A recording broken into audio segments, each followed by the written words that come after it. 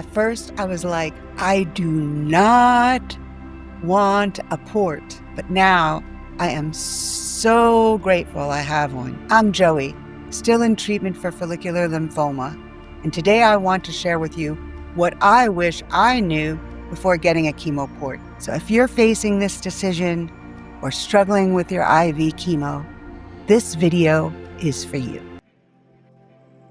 Did you know 30 to 50% of cancer patients end up using a port at some point during their treatment? If you're like me, you might feel afraid or even resistant to the idea. I know I was terrified. I was already so weak, stage 3 cancer, 92 pounds. I could barely move around my house with 2 different types of canes. The last thing I wanted was another medical device reminding me that I had cancer. I had this idea that I would see the port in the mirror and it would trap me in my diagnosis. And I also thought it would limit my activities, which is ironic. At the time, I could barely move around. Each session meant multiple needle sticks until one day they just couldn't get a vein. And that's when I knew I didn't have a choice anymore. I tried so hard to stick with IV chemo, but my veins just started giving out. They were hard, rolling, hiding. Each session took multiple needle sticks, more pain, bruising, and longer chemo sessions. One day they just couldn't get a vein. And that's when I knew I had to get a port. Lucky for me, I had a wonderful doctor who explained the real benefits of a port. Less pain, no more hunting for a vein, and easier chemo sessions. So I went for it, but I was still scared. The day of the procedure, I kept thinking, what if it hurts? What if it gets infected? What if I regret it?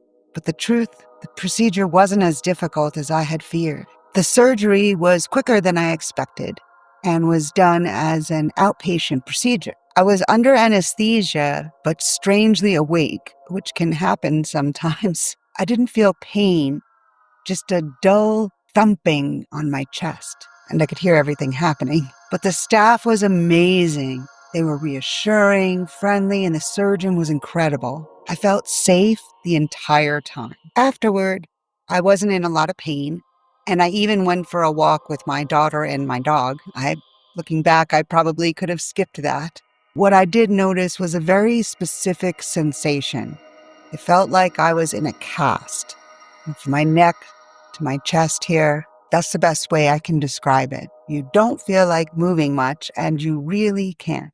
Honestly, I built up way more fear in my head than what actually happened. The area was very sore for the first 5 days.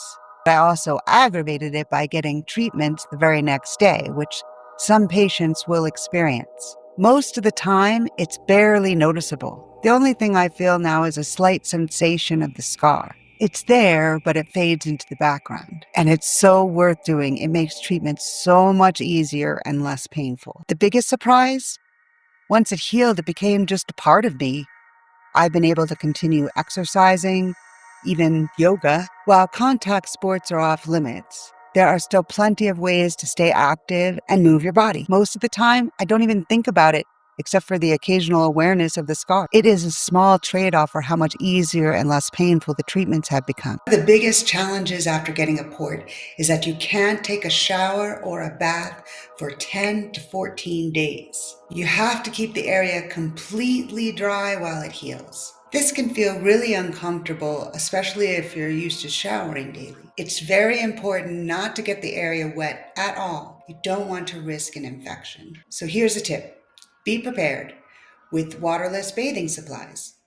They make no-rinse soap, shampoos, and conditioners that can help you feel clean during this time. I use them, and honestly, they made a huge difference. Even just freshening up that way made me feel a little more normal. It's a small thing, but it really helps. Here's something no one told me. You can get frozen shoulder if you don't keep moving your arm around. And trust me, you do not want that. I know because I've had it before due to another surgery. Frozen shoulder happens when your joint stiffens from the lack of movement. And when you're already dealing with chemo, the last thing you need is another source of pain. So even if you're tired and weak, do simple shoulder rolls and stretches to keep mobility. Just a few minutes a day can prevent this completely. Now that I have a port, I'll be honest, I wish I had gotten it sooner. One thing I didn't expect was how much my anxiety would go away.